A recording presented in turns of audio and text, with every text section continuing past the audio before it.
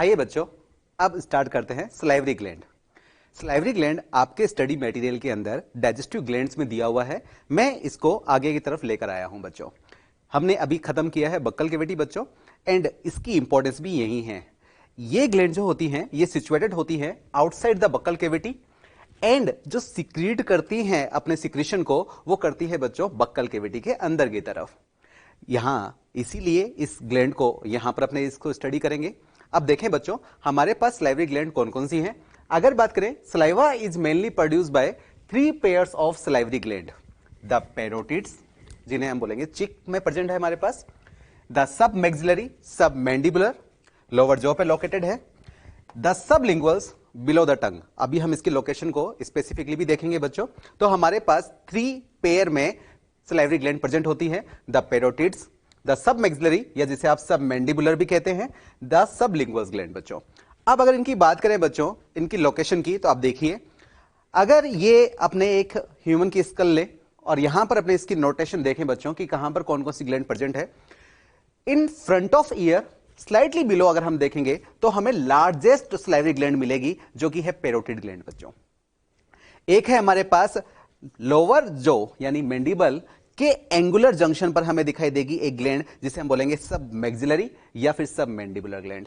और एक ग्लैंड है बच्चों सबलिंगुअल ग्लैंड। ये तो नाम ही बता रही है कि टंग के नीचे की तरफ लोकेटेड होगी। यह है हमारे पास सबलिंगुअल ग्लैंड।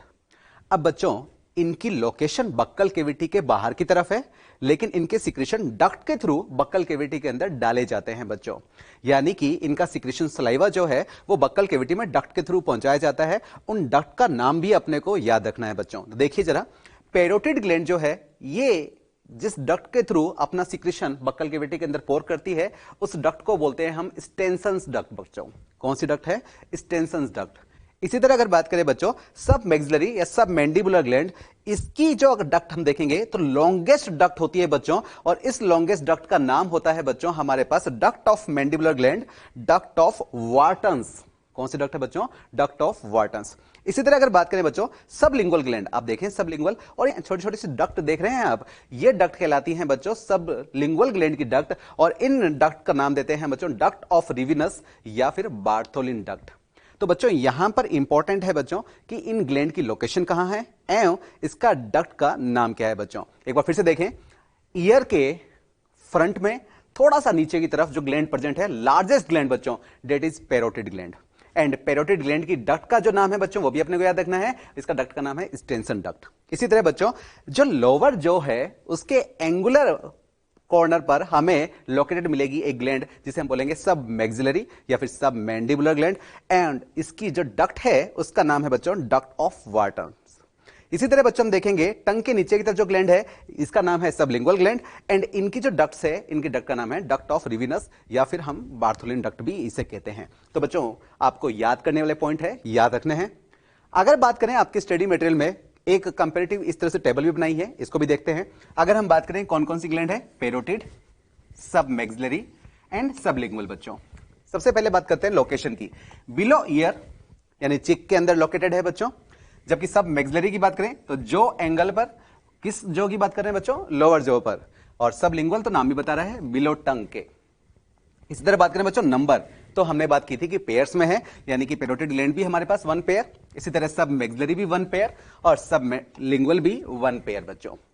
अगर बात करें डक्ट की, यानी कि पैरोटिड किस डक्ट से अपने सिक्रीशन को पोर करती है बक्कल कैविटी में, तो स्टेनसन डक्ट। इसी तरह अगर बात करें बच्चों सब मैक्सिलरी या फिर सब मैंडिबुलर ग्लैंड आप बोले, उसकी डक्ट है वार्टन्स डक्ट। ये लॉन्गेस्ट सलाइवरी डक्ट है बच्चों, इंपॉर्टेंट है, याद रखना है। सबलिंगुअल जिस डक्ट के थ्रू सिक्रीशन पोर करती है बक्कल कैविटी में वो है डक्ट ऑफ रिविनस या फिर हम बोलते हैं बार्थोलिन डक्ट। ये स्मॉलेस्ट सलाइवरी डक्ट होती है बच्चों। अब अगर बात देखें बच्चों, पैरोटिड ग्लैंड के जो सिक्रीशन होते हैं वो स्लाइवा बनाते हैं, यानी स्लाइवा का पार्ट है। आप देखेंगे सब मैक्सिलरी भी स्लाइवा का पार्ट बना रहे हैं, सब लिंगुअल के सिक्रीशन भी स्लाइवा बना रहे हैं। लेकिन पैरोटिड ग्लैंड से हम देखेंगे यहां पर एंजाइम लिखा हुआ है। हम अभी एक एंजाइम की बात करेंगे बच्चों, that is ptyalin salivary amylase enzyme. और सलाइवरी एमाइलेज मेनली कहां से सीक्रेट होता है बच्चों? पैरोटिड ग्लैंड से ही होता है, इसलिए हमने यहां पर सलाइवा प्लस एंजाइम भी लिखा है बच्चों, जो कि स्टार्च डाइजेस्टिक एंजाइम है। इसी तरह बात करें बच्चों स्पेशल पॉइंट अगर आपको याद रखने हो तो लार्जेस्ट सलाइवरी ग्लैंड कौन सी है हमारे पास, पैरोटिड ग्लैंड है बच्चों। एंड इसके लिए एक इंपॉर्टेंट पॉइंट है वो भी याद रखना है, वायरल इन्फेक्शन अगर इसके अंदर हो जाता है तो जो डिजीज होती है उसे हम बोलते हैं मम्प्स डिजीज बच्चों। इसके अलावा बात करें बच्चों सब मैक्सिलरी, ये मैक्सिमम अमाउंट के अंदर सलाइवा सिक्रीट करती है बच्चों। सब लिंगुअल अगर आपको याद रखना हो स्पेशल पॉइंट तो ये स्मॉलेस्ट ग्लैंड होती है आपकी सलाइवरी। तो ये अपने बच्चों कंपैरेटिव टेबल है, इसको आपको याद करना है। आइए अब मूव करते हैं सलाइवा के कंपोजिशन पर। सलाइवा के अंदर क्या क्या कंपोनेंट है बच्चों, तो देखेंगे अपने कि इसके अंदर हम बात करें वाटर तो 99.5%, मतलब मेनली तो इसका सिक्रेशन कैसा है बच्चों, वाटर ही है, यानी वाटर का कितना कंट्रीब्यूशन है 99.5% बच्चों। इंपॉर्टेंट है बच्चों, इसके अंदर हमें मिलेगा टाइलिन या फिर सलाइवरी एमाइलेज, और इसके लिए हमने बात की थी कि इसको सीक्रेट कौन सी ग्लैंड करती है, तो पैरोटिड ग्लैंड बच्चों। स्टार्च डाइजेस्टिंग एंजाइम है, हम आगे बात करेंगे जब हम फिजियोलॉजी ऑफ डाइजेशन देखेंगे तो 30% स्टार्च को डाइजेस्ट करता है टाइलिन, यहां पर अल्फा डेक्स्ट्रिन एंड माल्टोज के अंदर बच्चों। इसके अलावा बच्चों म्यूकस मिलता है, और म्यूकस क्या करता है, मेस्टिकेटेड फूड को एडहेयर करता है एंड बोलस का फॉर्मेशन करता है बच्चों। यानी कि हम देखते हैं इसोफेगस के अंदर जो मूव करता है एडहेरिंग प्रोडक्ट, इसे हम बोलते हैं बोलस बच्चों। देन हम देखते हैं कुछ आयन मिलते हैं, sodium, potassium, bicarbonate and chloride ion. इसी तरह बच्चों एक एंटीबॉडी आईजीए हमें यहां पर मिलती है, यूरिया एंड यूरिक एसिड, यानी कुछ हमें वेस्ट प्रोडक्ट यहां दिखाई देते हैं, लाइसोजाइम एंड थायोसाइनेट दिखाई देते हैं, जो कि हमारे यहां पर बैक्टीरिया को किल करने में हमारी हेल्प करते हैं, यानी कि एंटी बैक्टीरियल प्रॉपर्टी शो करते हैं बच्चों। इसके अलावा जो आपको पॉइंट याद रखना है वो याद रखना है कि टाइलिन जो है बच्चों वो एक स्टार्च डाइजेस्टिंग एंजाइम है, हालांकि हम फिजियोलॉजी ऑफ डाइजेशन देखेंगे वहां पर हम इसको स्टडी करेंगे। और सीक्रेट कौन करता है, mainly by the parotid gland बच्चों, ये इंपॉर्टेंट है याद रखना। इसके अलावा अगर हम बात करें lysozyme and thiocyanate mainly kills bacteria, they also check the growth of bacteria in buccopharyngeal cavity. Buccopharyngeal cavity के अंदर हम देखेंगे कि बैक्टीरिया की ग्रोथ ना हो, इसके लिए हम देखें यहां पर लाइसोजाइम और थायोसाइनेट हमारे लिए प्रेजेंट होते हैं। अब अगर बात करें बच्चों, salivation is stimulated by 7th and 9th number cranial nerve. आपने नर्वस सिस्टम के अंदर पढ़ा हो कि 7th number and 9th number nerve जो होती है वो सलाइवेशन में हेल्प करती है। 7 नंबर नर्व का नाम होता है हमारे पास फेसियल एंड 9 नंबर का नाम है हमारे पास ग्लोसोफेरेंजियल। ये क्या करती है, सलाइवेशन को स्टिमुलेट करती हैं बच्चों। इसी के साथ आपको याद रखना है कि सिंपैथेटिक नर्वस सिस्टम जो होता है जब वो एक्ट करता है तो सलाइवरी सिक्रेशन क्या हो जाता है बच्चों, इनिबिट हो जाता है। आपने पढ़ा है कि हमेशा जब भी सिंपैथेटिक नर्वस सिस्टम काम करता है तो एक्साइटेटरी ही नहीं होता, ये कुछ जगह इनिबिशन भी शो करता है, सलाइवेशन भी उनमें से एक है। यानी कि जब सिंपैथेटिक नर्वस सिस्टम इन पर एक्ट करेगा तो सलाइवेशन क्या होगा बच्चों, इनिबिट होगा। इसी तरह अगर बात करें पैरासिम्पैथेटिक, तो पैरासिम्पैथेटिक तो आपको पता है वापस से नॉर्मल सिचुएशन लाने के लिए है, यानी कि सलाइवरी सिक्रेशन वापस से क्या हो जाएगा, इंक्रीज हो जाएगा। इसके अलावा बच्चों एक नोट है आपको याद रखना है, salivary glands are not present in whale and frog बच्चों। आपके स्टडी मटेरियल में दिया हुआ है तो आपको एक फास्ट रीडिंग देकर चलना है इसको। इसी तरह एक बार फिर से देखें आप इस फिगर को बच्चों, हमारे पास 3 ग्लैंड्स थी, हमारे पास पैरोटिड ग्लैंड्स, इसी तरह सब मैंडिबुलर ग्लैंड्स, इसी तरह बात करें बच्चों सब लिंगुअल ग्लैंड बच्चों। पेयर में है हमारे पास, आपको पैरोटिड ग्लैंड की लोकेशन पता है, in front of year slightly below. इसी तरह इसकी डक्ट जो है बच्चों वो स्टेंसन डक्ट। अगर बात करें लोअर जो, इसके एंगुलर कॉर्नर पर हमें दिखाई देगी सब मैक्सिलरी या फिर सब मैंडिबुलर ग्लैंड, जिसकी डक्ट लॉन्गेस्ट डक्ट थी और उसका डक्ट का नाम था बच्चों वॉर्टन्स डक्ट। इसी तरह बच्चों सब लिंगुअल ग्लैंड, और सब लिंगुअल ग्लैंड की लोकेशन थी टंग के नीचे की तरफ, एंड इसकी डक्ट का नाम था बच्चों डक्ट्स ऑफ रिविनस या फिर बार्थोलिन डक्ट बच्चों। तो पैरोटिड ग्लैंड की आपको एक रीडिंग देनी है बच्चों कि वो इंपॉर्टेंट है कि टाइलिन एंजाइम सीक्रेट करता है एंड लार्जेस्ट ग्लैंड जो है वो पैरोटिड ग्लैंड है बच्चों। इसके अलावा अगर बात करें बच्चों इसोफेगस की, अब हम एलिमेंट्री कैनाल के बच्चों नेक्स्ट पार्ट की तरफ मूव करते हैं। अगर बात करें इसोफेगस की, तो इसोफेगस की ओपनिंग को हम बोलते हैं गलेट। अब कहां होती है ये लोकेशन देखें बच्चों, 2 apertures are found in buccopharyngeal cavity. Buccopharyngeal cavity बच्चों किसे बोलते हैं, बक्कल कैविटी प्लस फेरिंग्स की जो कैविटी होती है इन दोनों को मिलाकर हम बोलते हैं बच्चों buccopharyngeal cavity. And buccopharyngeal cavity के अंदर आपको 2 ट्यूब की ओपनिंग दिखाई देगी, एक तो फूड पाइप की ओपनिंग एंड एक विंड पाइप की ओपनिंग। फूड पाइप की ओपनिंग ये आपको दिखाई देगी डोर्सल साइड, जबकि विंड पाइप की ओपनिंग आपको दिखाई देगी बच्चों वेंट्रल साइड। जो 2 पाइप हैं आप देखिए यहां पर फोकस करते हैं बच्चों, 2 पाइप, एक तो फूड पाइप है और एक है हमारे पास विंड पाइप। विंड पाइप यानी ट्रेकिया एंड फूड पाइप यानी कि इसोफेगस। ये विंड पाइप किस तरफ है बच्चों, वेंट्रल साइड, जबकि फूड पाइप किस तरफ है बच्चों, डोर्सल साइड। ओपनिंग की अगर बात करें तो इसकी ओपनिंग आपको याद रखनी है, इस फूड पाइप की यानी इसोफेगस की जो ओपनिंग होती है इसे बोलते हैं बच्चों गलेट, जबकि ट्रेकिया या फिर विंड पाइप की जो ओपनिंग होती है इसे बोलते हैं ग्लोटिस, जिसको कवर करती है कार्टिलेजिनस फ्लैप एपिग्लोटिस बच्चों।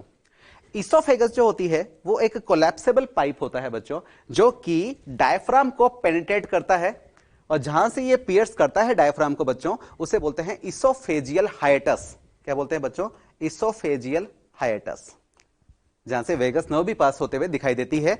एंड ये ओपन होता है बच्चों एक जे shaped muscular widest part of alimentary canal, जिसे हम बोलते हैं स्टमक बच्चों। आइए इसके बारे में बात करते हैं इसोफेगस की। Two apertures are found in buccopharyngeal cavity. Two aperture मतलब बच्चों एक अपर्चर तो है विंड पाइप का एंड एक अपर्चर है बच्चों फूड पाइप का। Ventral aperture is called glottis. आगे की तरफ जो पाइप थी वो थी हमारे पास विंड पाइप, जिसका अपर्चर जो है, जिसकी ओपनिंग वो क्या कहलाती है? Glottis, which related to the larynx which is guarded by epiglottis.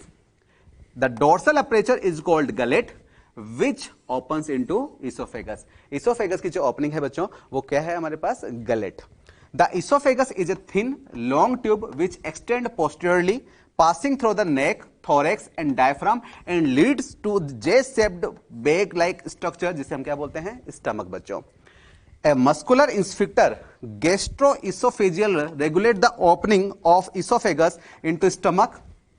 हम देखेंगे बच्चों कि इसोफेगस की जो ओपनिंग स्टमक में कंटिन्यू होती है, उस ओपनिंग को गार्ड करता है एक इंस्पेक्टर, जिसे हम बोलते हैं गैस्ट्रोइसोफेजियल इंस्पेक्टर बच्चों। The oesophageal hiatus is an opening in the diaphragm, जहां से इसोफेगस पियर्स करती है डायफ्राम को एंड कंटिन्यू होती है स्टमक के अंदर, through which the oesophagus and the vagus nerve pass बच्चों। अब अपने बात करते हैं गैस्ट्रोइसोफेजियल इंस्पेक्टर। तो क्या है बच्चों गैस्ट्रोइसोफेजियल इंस्पेक्टर? इसोफेगस की ओपनिंग जो कि कहां होती है? स्टमक के अंदर ओपन होती है।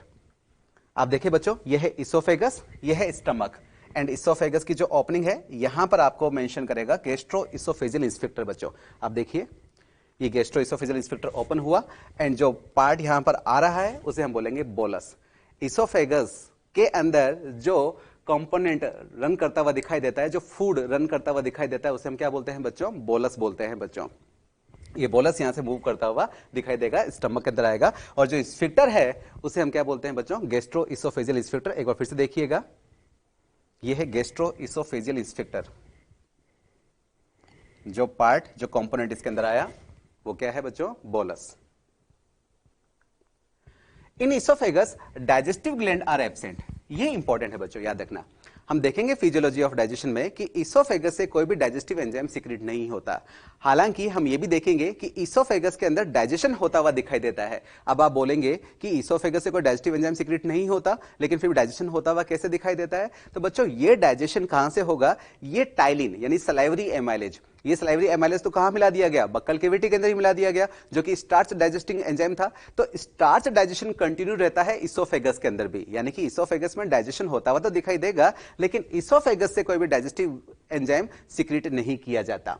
हां, यहां पर कुछ ग्लैंड मिलती है जिन्हें हम बोलते हैं म्यूकस ग्लैंड, जो कि प्रेजेंट होती है म्यूकोसा एंड सब म्यूकोजा ऑफ इसोफेगस। जब हम हिस्टोलॉजी ऑफ एलिमेंट्री कैनाल देखेंगे तो वहां देखेंगे बच्चों लेयर होती है सीरोसा, मस्कुलरिस, सब म्यूकोजा एंड म्यूकोजा। तो इसोफेगस की सब म्यूकोजा एंड सब म्यूकोजा के अंदर प्रेजेंट होती है म्यूकस ग्लैंड, लेकिन कोई डाइजेस्टिव ग्लैंड यहां पर प्रेजेंट नहीं होती।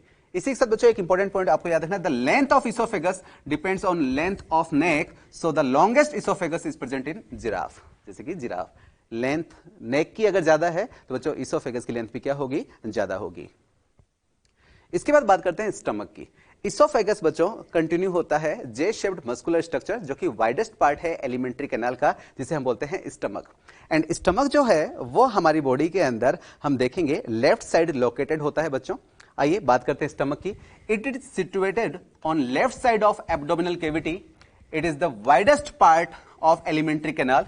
It is a bag-like muscular structure, J-shaped in empty condition। हम जानते हैं बच्चों कि स्टमक जो होता है वो अराउंड 4 to 5 आवर्स के लिए फूड को स्टोर कर सकता है बच्चों। तो आपका स्टमक अगर फूड को लिए हुए होगा तो फिर ये एक्सपेंड होता हुआ दिखाई देगा, और उस कंडीशन में इसकी शेप जो है वो आपको जे शेप नहीं दिखाई देगी। लेकिन नॉर्मली अगर हम बात करें बच्चों तो एम्प्टी कंडीशन में किस तरह का दिखाई देगा बच्चों? जे शेप कंडीशन दिखाई देगा। The stomach contains 4 part cardiac, fundus, body and pylorus part. आइए देखते हैं इसको फिगर के थ्रू बच्चों। ये इसोफेगस आई, इसोफेगस कंटिन्यू होती है किसके अंदर बच्चों? स्टमक के अंदर। और यहां पर जो इंस्फिक्टर मिलता है उसे हम क्या बोलते हैं बच्चों? गैस्ट्रो इसोफेजियल इंस्फिक्टर बच्चों। इसोफेगस जिस पार्ट के साथ कम्युनिकेट करती है स्टमक के, उस रीजन को क्या बोलते हैं हम? Cardiac region. यानी कि स्टमक का वो रीजन जो कि इसोफेगस के ओपनिंग के साथ कम्युनिकेट करेगा उसे हम बोलते हैं कार्डियक पार्ट। इसके बाद हम देखते हैं कि कार्डियक के ऊपर की तरफ जाते हुए लेफ्ट सोलन पार्ट, ये कहलाता है बच्चों फंडस पार्ट। एंड इसका जो मेन सेंट्रल पार्ट होता है स्टमक का, उसे हम बोलते हैं बॉडी वाला part. And then stomach small intestine के ड्यूडेनम वाले पार्ट के साथ कम्युनिकेट करती है। स्टमक का वो वाला पार्ट कहलाता है बच्चों पाइलोरिक पोर्शन। क्या कहलाता है? Pyloric portion. तो हमने बात की कि हमारे पास 4 पार्ट है स्टमक के अंदर, cardiac, fundus, body and pylorus बच्चों। कार्डियक कौन सा पार्ट है? Opening of oesophagus. फंडस की अगर बात करें तो मोस्ट सोलन पार्ट, ये ऊपर वाला जो पार्ट है ये है हमारे पास फंडस। बॉडी वाला पार्ट मेन सेंट्रल रीजन बच्चों, ये मेन जो सेंट्रल रीजन है ये है इसका बॉडी वाला part. And pylorus narrow part opening into small intestine. ये जो ओपनिंग हो रही है बच्चों स्मॉल इंटेस्टाइन के अंदर, आप जानते हैं स्मॉल इंटेस्टाइन का पहला पार्ट होता है ड्यूडेनम, यानी कि स्टमक की ओपनिंग ड्यूडेनम के साथ जहां होती है, स्टमक का वो रीजन क्या कहलाता है बच्चों? पाइलोरिक पोर्शन कहलाता है। इसके बाद अगर बात करें तो स्टमक के साथ जुड़े होते हैं 2 orifice, cardiac orifice and pyloric orifice. बड़ा आसान सा है बच्चों, आप देखें स्टमक के डायग्राम को, तो स्टमक के डायग्राम में आप देखें तो 2 ओरिफिस दिखाई देंगे। एक ओरिफिस जहां पर हम बात करेंगे इसोफेगस की ओपनिंग, या फिर इसोफेगस जिस ओरिफिस के साथ कम्युनिकेट करता है स्टमक के साथ। दूसरा स्टमक इंटेस्टाइन के ड्यूडेनम के पार्ट के साथ जहां कम्युनिकेट करता है, वहां पर भी हमें एक ओरिफिस मिलेगा। तो एक ओरिफिस जहां पर इसोफेगस कम्युनिकेट करता है स्टमक के साथ, उसे हम बोलते हैं कार्डियक ओरिफिस। इसी तरह बच्चों स्टमक कम्युनिकेट करता है ड्यूडेनम के साथ, वहां पर जो ओरिफिस मिलता है उसे हम बोलते हैं पाइलोरिक ओरिफिस। इसके साथ अपने को एक चीज और याद रखनी है बच्चों, आप देखें यहां पर आपको शेप दिखाई दे रही है ये इस तरह की, ये कहलाता है इसका ग्रेटर कर्वेचर बच्चों, जबकि ये कहलाता है बच्चों लेसर कर्वेचर। ये ग्रेटर कर्वेचर किस तरह का है हमारे पास? तो कॉन्वेक्स शेप का, जबकि लेसर कर्वेचर हम बोलेंगे बच्चों कॉनकेव शेप का बच्चों। यानी कि ये लेटरल साइड है बच्चों, स्टमक की अगर हम बात करें तो ये लेटरल साइड है। तो लेटरल साइड जो कर्वेचर है वो कौन सी है? Greater curvature. जबकि स्मॉलर कर्वेचर जो है वो किस तरफ है बॉडी के? मीडियल साइड, यानी मेन एक्सिस की तरफ है, ये है मीडियल साइड बच्चों, लेसर कर्वेचर। अब हम बात करते हैं, हम देखेंगे कि स्टमक के ऊपर की तरफ, क्योंकि बच्चों विसरल ऑर्गन है, तो यहां पर भी हमें क्या मिलेगी? विसरल पेरिटोनियम मिलेगी बच्चों। एंड इस विसरल पेरिटोनियम में हम देखेंगे कि यहां पर fatty tissue and lymph tissue deposit होते हैं। और fatty tissue and lymph tissue deposit होते हैं, इस कारण से हम बोलते हैं ओमेंटम। यानी कि यहां पर इन्होंने मेंशन कर रखा है ग्रेटर ओमेंटम, क्योंकि ग्रेटर कर्वेचर पर ये हमारे पास डिपॉजिटेड है fatty tissue and lymph tissue. इसी तरह बच्चों यहां पर बोल रखा है इन्होंने लेसर ओमेंटम, क्योंकि लेसर कर्वेचर पर fatty tissue and lymph tissue क्या है बच्चों? डिपॉजिटेड है बच्चों। इसके अलावा बच्चों आप देखेंगे कि स्टमक के अंदर आपको दिखाई देंगे बच्चों फोल्ड। ये जो म्यूकोसल फोल्ड है इन्हें हम बोलते हैं बच्चों रगी। रगी जो होते हैं ये हमें एम्प्टी स्टमक में दिखाई देंगे, लेकिन जब स्टमक एक्सपेंड किया हुआ होगा तो उस कंडीशन के अंदर रगी डिसअपीयर हो जाते हैं बच्चों। तो आइए स्टमक के बारे में देखें, आगे क्या लिखा हुआ है। Stomach is covered by a layer of peritoneum, fatty tissue and lymph tissue deposits on the peritoneum. Such type of peritoneum are called omentum. Left curved surface of stomach is called greater omentum. Left बच्चों ये वाली जो curve surface है बच्चों, वैसे ये lesser curvature है अगर हम कर्व की बात करें, और इसके ऊपर डिपॉजिट टिश्यू को हमने क्या बोलना शुरू कर दिया? ग्रेटर ओमेंटम बच्चों। Right curved surface of stomach is called lesser omentum बच्चों। राइट कर्व्ड सरफेस जो है बच्चों, इसे हमने क्या बोलना शुरू कर दिया? Deposition of fatty tissue and lymph tissue के कारण से लेसर ओमेंटम बोलना शुरू कर दिया। In empty stomach numerous temporary longitudinal folds are found in mucosa of stomach called rugae. They disappear when stomach is distended बच्चों। अब आप देखें बच्चों, आपकी स्टडी मटेरियल में जो डायग्राम दिया हुआ है, ये इसोफेगस है यानी फूड पाइप है। ये फूड पाइप इस डायफ्राम को पेनिट्रेट कर रही है, और जहां से वो पेनिट्रेट करती है उसे हम बोलते हैं इसोफेजियल हाइटस। क्या बोलते हैं बच्चों? Esophageal hiatus. Esophagus then stomach के जिस पार्ट के साथ कम्युनिकेट करती है वो स्टमक का पार्ट कहलाता है कार्डियक पार्ट। देन इसके अपर लेफ्ट पार्ट कहलाता है बच्चों फंडस। मेन पार्ट कहलाता है बच्चों बॉडी वाला पार्ट, एंड देन जहां से हम देखते हैं कि स्टमक इंटेस्टाइन के साथ कम्युनिकेट करता है वो इसका पार्ट कहलाना शुरू करता है बच्चों पाइलोरिक पोर्शन। एंड यहां पर जो कैविटी अपीयर होती हुई उसे दिखाई देती है उसे हम बोलते हैं बच्चों एंट्रम। अब बात करते हैं बच्चों हमारे स्टमक के साथ जुड़ा हुआ एक इंपॉर्टेंट टॉपिक जिसे हम बोलते हैं गैस्ट्रिक ग्लैंड बच्चों। These are numerous microscopic simple branched tubular glands formed by the invagination of epithelium in the stomach. बच्चों आप जानते हैं, आपने एनिमल टिश्यू में पढ़ा होगा कि ग्लैंड का फॉर्मेशन करता है एपिथेलियम टिश्यू। एपिथेलियम का इन्वेजिनेशन होता हुआ दिखाई देगा और उसके कारण से हमें यहां पर ग्लैंड का फॉर्मेशन होता हुआ दिखाई देगा जिसे हम बोलेंगे गैस्ट्रिक ग्लैंड बच्चों। अब देखें मैंने यहां पर स्टमक की ल्यूमन दिखाई है, ये आप येलो कलर का पार्ट देख रहे हैं, ये है स्टमक की ल्यूमन। और इस स्टमक की ल्यूमन में अगर आपने देखें इसको माइक्रोस्कोपिक लेवल पर तो हमें यहां पर माइन्यूट ओपनिंग दिखाई देगी। और ये माइन्यूट ओपनिंग जो है ये काफी बड़ी बना दी है मैंने, बहुत माइन्यूट ओपनिंग। ये माइन्यूट ओपनिंग होती है बच्चों गैस्ट्रिक ग्लैंड की बच्चों।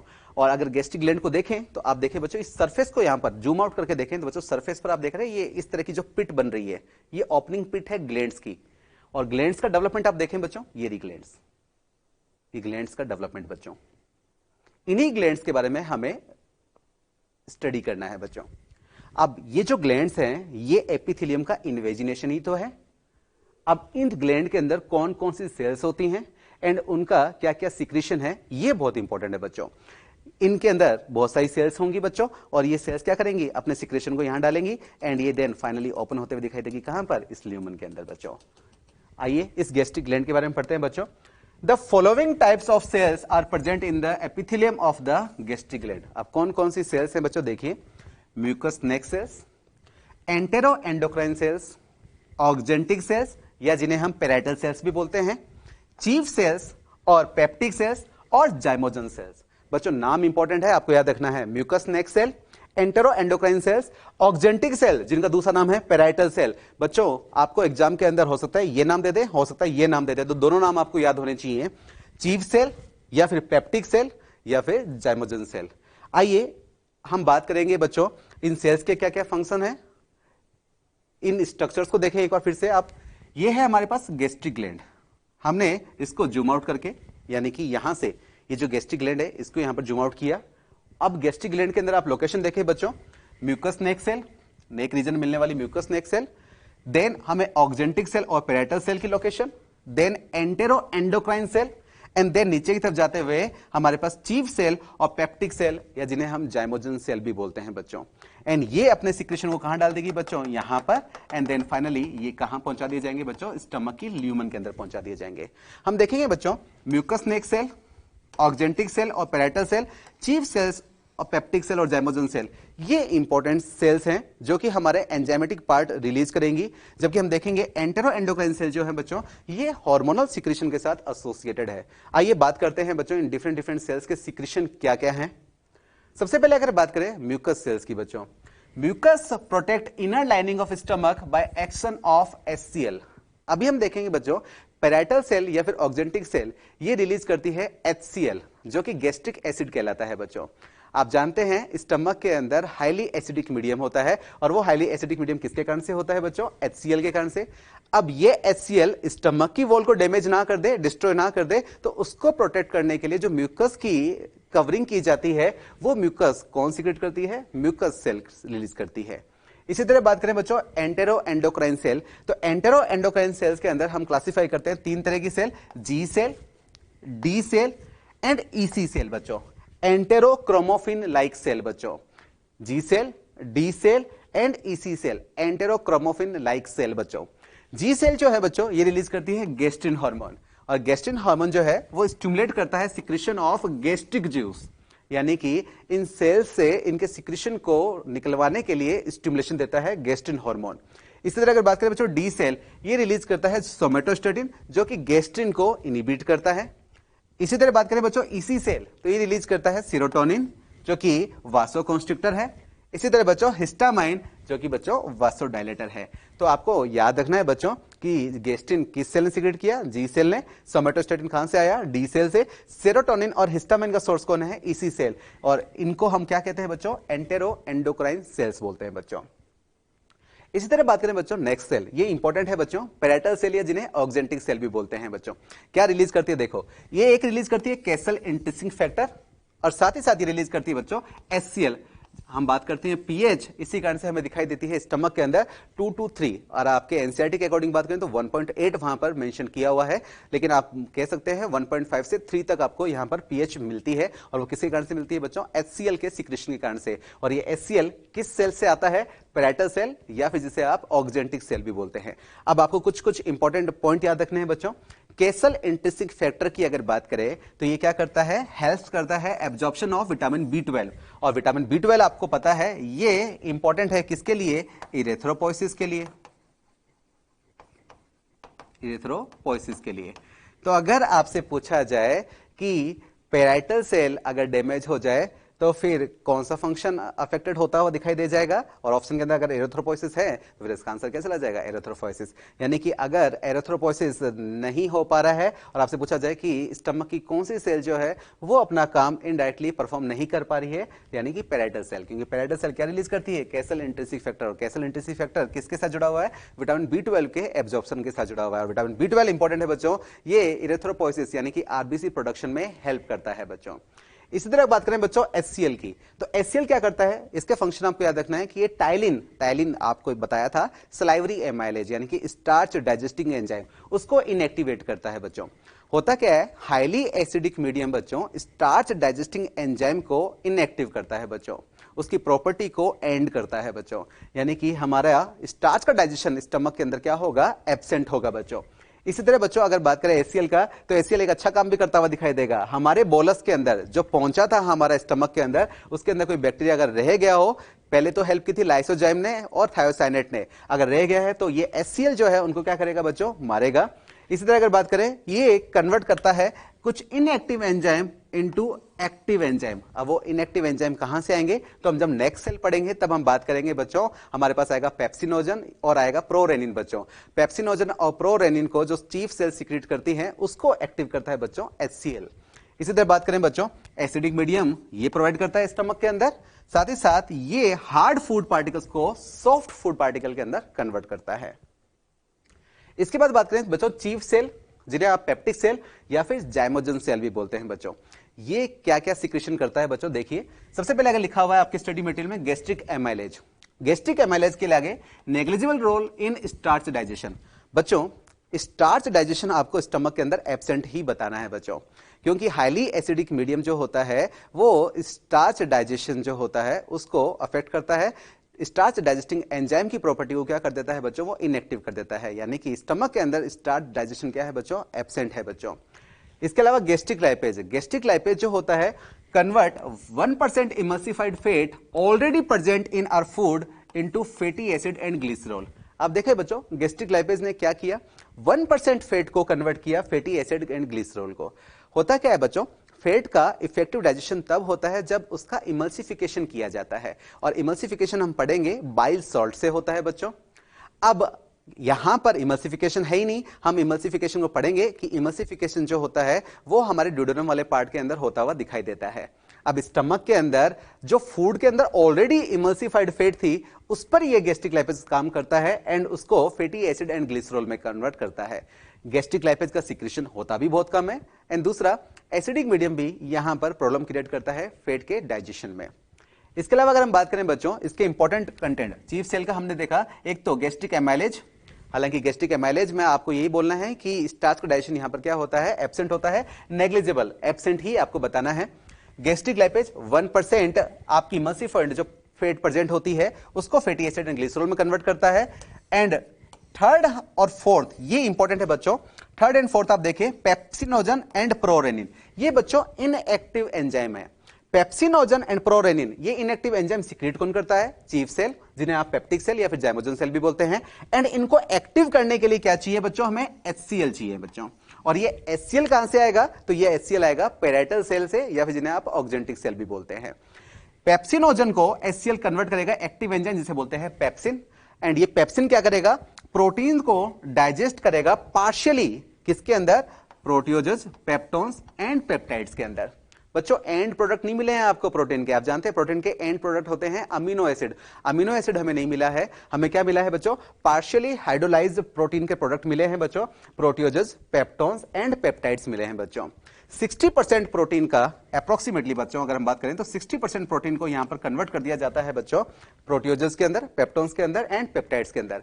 एंड इनको अमीनो एसिड के अंदर फाइनली कन्वर्ट करते हुए हम देखेंगे जब स्मॉल इंटेस्टाइन के अंदर हम बात करेंगे फिजियोलॉजी ऑफ डाइजेशन की, वहां पर हम बात करेंगे कार्बोक्सीपेप्टिडेज एंड अमीनो पेप्टिडेज, जो कि अमीनो एसिड में कन्वर्ट करते हुए देखेंगे हम। इसके बाद हम बात करें प्रोरेनिन। प्रोरेनिन भी इंपॉर्टेंट है बच्चों।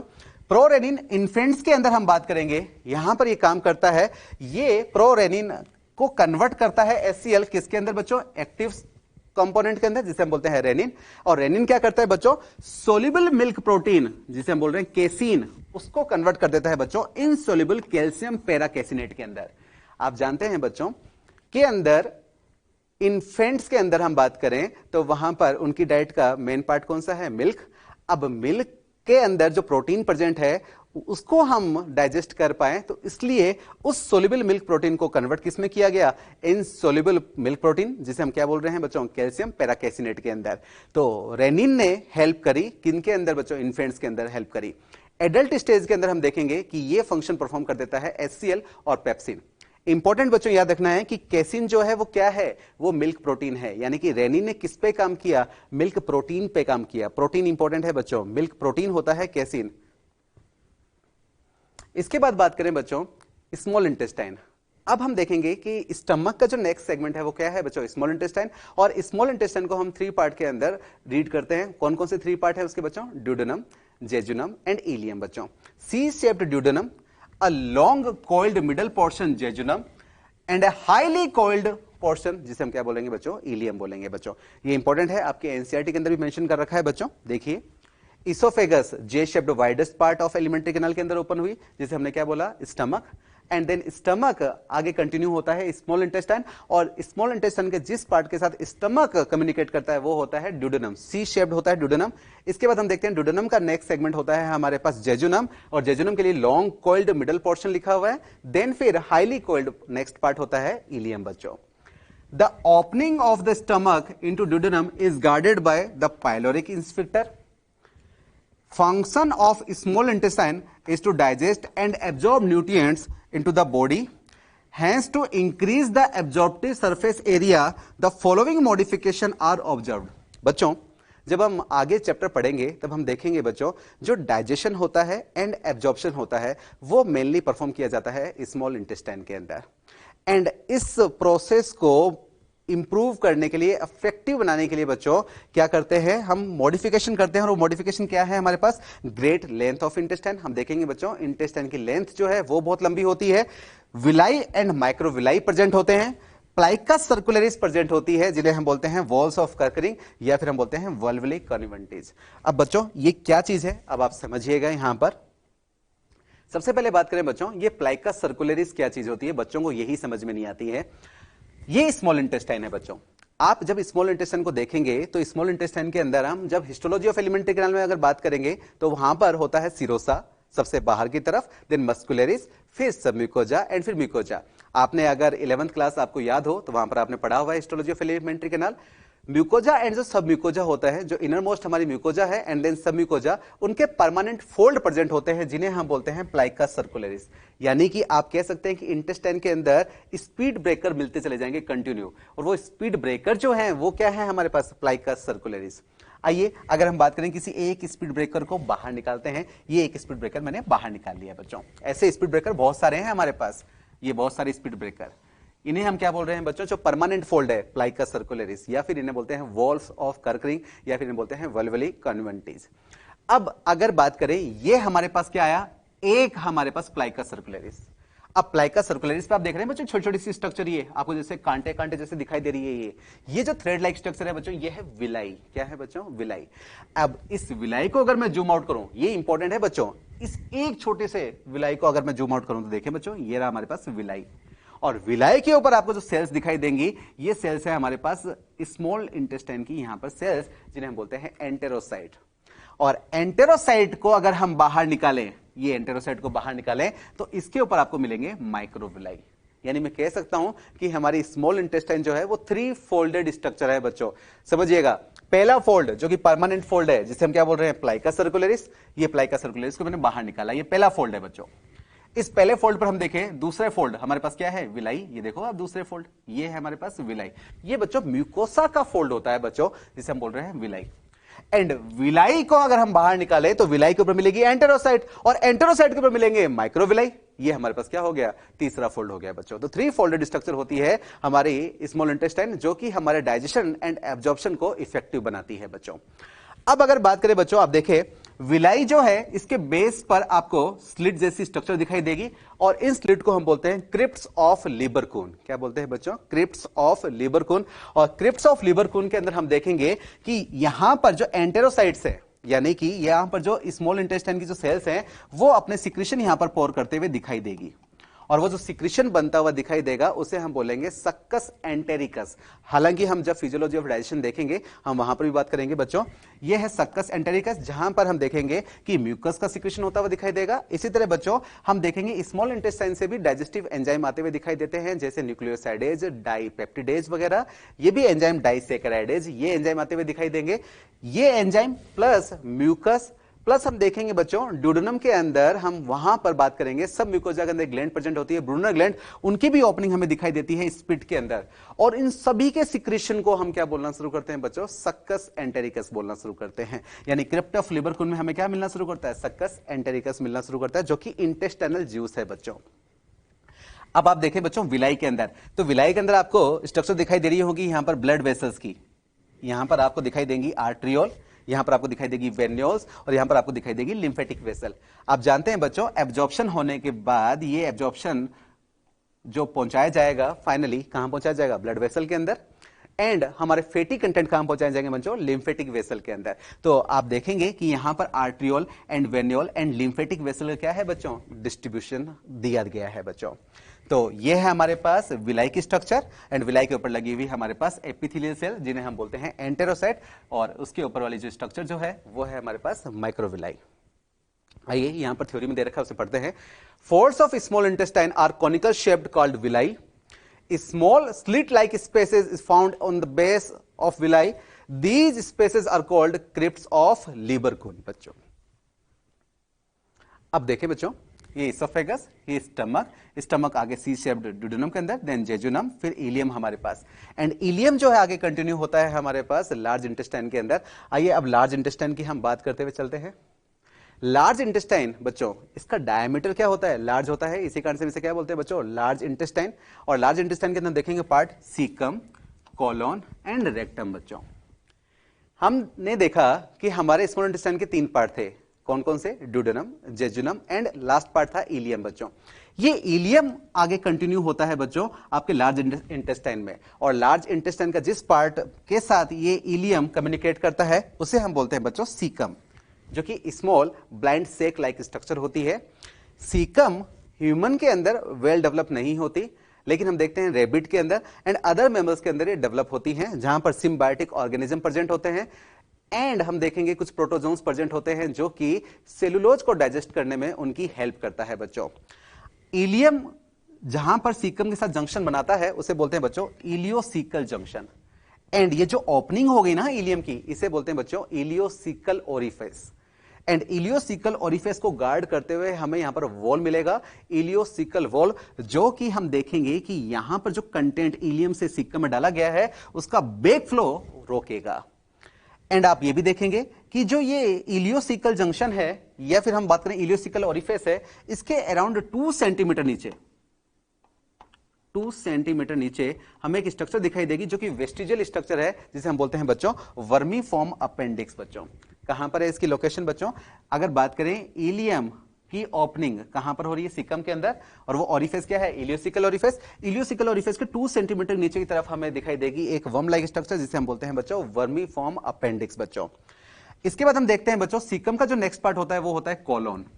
कोलोन को हम देखेंगे, डिवाइड करेंगे बच्चों इसके ascending colon, transverse colon, descending colon, sigmoid colon बच्चों, एंड देन फिर हम देखेंगे सिग्मोइड कोलोन जो है एक बैग लाइक स्ट्रक्चर के अंदर कंटिन्यू होता है, जिसे बोलते हैं रेक्टम, एंड रेक्टम कंटिन्यू होता है एनल कैनाल के अंदर, जिसका आउटर ओरिफिस क्या कहलाता है बच्चों, एनस के अंदर। हमें इसी को स्टडी करना है। आइए स्टडी करते हैं। अगर बात करें सीकम के लिए क्या क्या पॉइंट याद रखने हैं बच्चों, lower end of the ileum opens on the posteromedial aspect at the ileocaecal junction guarded by ileocaecal valve. देखिए बच्चों, ये हमारी इलियम है, इलियम, इसको थोड़ा सा बड़ा करें, जो कि ओपन हो रहा है बच्चों सीकम के अंदर, ये हमारे पास। और ये जो ओरिफेस है इसे बोलते हैं इलियोसिकल ओरिफेस, जहां से हम देखते हैं इलियम ओपन होता है किसके अंदर, सीकम के अंदर, और जिसको गार्ड करता है इलियोसिकल वॉल बच्चों। एंड इसके 2 सेंटीमीटर नीचे हमारे पास जो स्ट्रक्चर है, इस स्ट्रक्चर का नाम बताएं बच्चों, वर्मीफॉर्म अपेंडिक्स बच्चों। Caecum is a small blind sac like structure which host some symbiotic micro organism about 2 centimeter below the ileocecal orifice. A worm-like structure arises from the cecum called as vermiform appendix. It is a vestigial organ in human बच्चों। Cecum is well developed in rabbit and other mammals, but is vestigial in human बच्चों। हम देखेंगे बच्चों caecum के अंदर हमारे पर जो रेबिट एंड अदर मैमल्स हैं उनके अंदर सेलुलेज एंजाइम मिलता है जो कि सेलुलोज को डाइजेस्ट करने में हेल्प करता है। हालांकि अपने ह्यूमन की डाइट के अंदर सेलुलोज नहीं होता है, हम बात कर सकते हैं, इसीलिए वहां पर ये इसका सीकम का रोल इतना इंपॉर्टेंट नहीं है। Caecum opens into colon. अब सीकम का जो नेक्स्ट पार्ट है वो क्या है बच्चों, कॉलोन। आइए कॉलोन के बारे में बात करते हैं। Colon has following parts in human, कौन कौन से हैं, N ascending, a transverse, descending part and sigmoid और पेल्विक कॉलोन। देखिए बच्चों, अगर बात करें ये है सीकम हमारे पास। अब सीकम जो है ये कंटिन्यू होता है कॉलोन के अंदर। कॉलोन का हम ये वाला पार्ट ये कहलाता है असेंडिंग कॉलोन, ये कहलाता है बच्चों ट्रांसवर्स कॉलोन, ये कहलाता है डिसेंडिंग कॉलोन। एंड देन ये जो कर्व है बच्चों ये कहलाती है sigmoid colon. And then sigmoid colon बच्चों एक बैग लाइक स्ट्रक्चर में कंटिन्यू होता है जिसे बोलते हैं रेक्टम, जो कि स्टोर हाउस है फीसिस का। एंड देन फिर हम देखेंगे एनल कैनाल बच्चों, ये जो कैनाल है ये पूरी एनल कैनाल, जिसका ओरिफेस जो है बच्चों ये कहलाता है एनस बच्चों। तो हमारे पास ascending colon, transverse colon, descending colon, sigmoid colon, then rectum वाला पार्ट, देन फिर एनल कैनाल एंड एनस। इसके अलावा आप यहां पर एक स्ट्रक्चर देखेंगे लिखा हुआ है टीनिया कोलाई। अब ये टीनिया कोलाई क्या है, क्या इंपॉर्टेंट है, इसको हम देखेंगे नेक्स्ट स्लाइड के अंदर। Caecum continue in colon which is the middle part of large intestine. The longitudinal muscle cord forms 3 ribbon-like band called tinea coli. अब देखें बच्चों, अगर हम बात करें यहां पर आपको इस कॉलोन के अंदर कुछ इस तरह सलवटे से बनती हुई दिखाई दे रही होंगी। ये जो पाउच डेवलप हुए हैं ना बच्चों, ये जो पकड़ शेप जो डेवलप हुई है इसे हम बोलते हैं होस्ट्रा। अब ये होस्ट्रा डेवलप क्यों हुए इसको समझिएगा। आप पढ़ेंगे हिस्टोलॉजी ऑफ एलिमेंट्री कैनाल के अंदर कि वहां पर मिलती है मस्कुलरिस, और मस्कुलरिस के अंदर हम पढ़ेंगे बच्चों longitudinal muscle layer and circular muscle layer, 2 muscles मिलती हैं। लॉन्गिट्यूडिनल मसल लेयर से हम देखेंगे कि यहां पर 3 मसल फाइबर डेवलप होते हुए दिखाई दिए, बैंड डेवलप होता हुआ दिखाई दिया है जो कि कॉलोन की पूरी लेंथ के अंदर डिस्ट्रीब्यूटेड है। And in 3 muscle band fibres का टॉनिक कॉन्ट्रैक्शन के कारण से यहां पर क्या हो चुका है, इसके अंदर पाउचेज जैसे स्ट्रक्चर अपीयर हो चुके हैं। मतलब कि मस्कुलरिस में लॉन्गिट्यूडिनल मसल लेयर से 3 बैंड लाइक फाइबर डेवलप हुए जिनका डिस्ट्रीब्यूशन था इसकी पूरी लेंथ के अंदर। देन उन 3 बैंड्स के अंदर जो मसल के बैंड्स थे उनके अंदर टॉनिक कॉन्ट्रैक्शन होने के कारण से क्या हो गए, एक पाउच जैसी स्ट्रक्चर डेवलप होनी स्टार्ट हो गई, और इन पाउचेज को हम क्या बोलते हैं बच्चों, होस्ट्रा। ये पाउच जो है ये क्या कहलाते हैं बच्चों, होस्ट्रा कहलाते हैं बच्चों। Due to the presence of tinea, pouch-like structure develops in the lumen of colon called as hostra. अब बात करते हैं रेक्टम की। Colon opens into bag-like container called rectum, और रेक्टम के लिए बच्चों इंपॉर्टेंट याद रखना है स्टोरेज चैम्बर होता है किसका, फेसेस का। इसी तरह बात करें बच्चों एनल कैनाल एंड एनस। अब पहुंच रहे बच्चों लास्ट पार्ट में एलिमेंट्री कैनाल के। Rectum opens into a canal called anal canal and its external orifice is called anus. जो कैनाल है बच्चों वो तो है एनल कैनाल, और ओपनिंग जो है बच्चों वो है anus. 2 types of anal sphincter are found on the opening of anus. अब वो कौन कौन से हमारे पास दिखाई देंगे स्फिंक्टर, वो देखिए बच्चों, एक इंटरनल एनल स्फिंक्टर एंड एक एक्सटर्नल एनल स्फिंक्टर। इसमें इंपॉर्टेंट याद रखना है कि इंटरनल एनल स्फिंक्टर जो होता है वो क्या होता है, इनवॉलंटरी, जबकि एक्सटर्नल एनल स्फिंक्टर क्या होता है बच्चों, वॉलंटरी।